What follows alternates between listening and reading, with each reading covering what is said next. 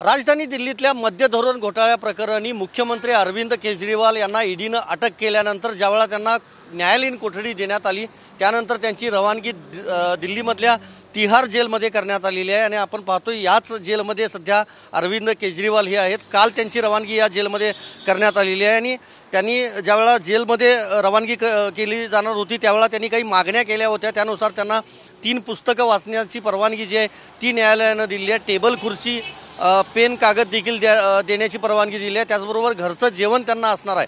Diabetes असल्यामुळे अरविंद केजरीवाल यांना एक आयसोलेशन रूम देखील त्यांच्यासाठी तयार करण्यात आली आहे आणि त्यांच्यावर CCTV मार्फत नजर देखील ठेवली जाणार आहे। कारण त्यांची जी म्हणजे शरीरातली साखरेची जी पातळी आहे ती कमी होऊ नये यासाठी खरं तर मेडिकलची एक टीम जी आहे ती देखील या ठिकाणी तैनात असणार आहे। आणि याच तिहार जेलमधल्या 2 नंबर सेलमध्ये अरविंद केजरीवाल यांना ठेवण्यात आलेलं आहे। खरं तर त्यांना अटक केल्यानंतर विरोधी पक्षांनी मोठी टीका केली होती केंद्र सरकारवर, प्रामुख्याने भाजपवर, पंतप्रधान नरेंद्र मोदी यांच्यावर।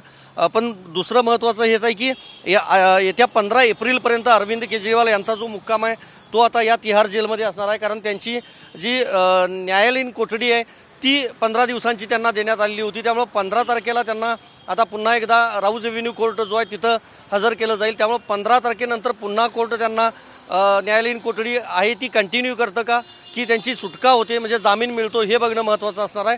पण सध्या तरी मुख्यमंत्री अरविंद केजरीवाल यांचा मुक्काम जो आहे तो याच तिहार जेलमध्ये असणार आहे। व्हिडिओ जर्नलिस्ट राकेश कुमारसह मी संदीप राजगोळकर, TV9 मराठी, नवी दिल्ली।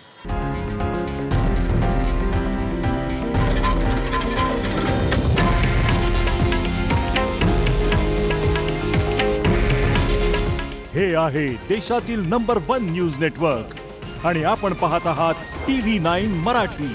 काळजी तुमची, हित महाराष्ट्राचं।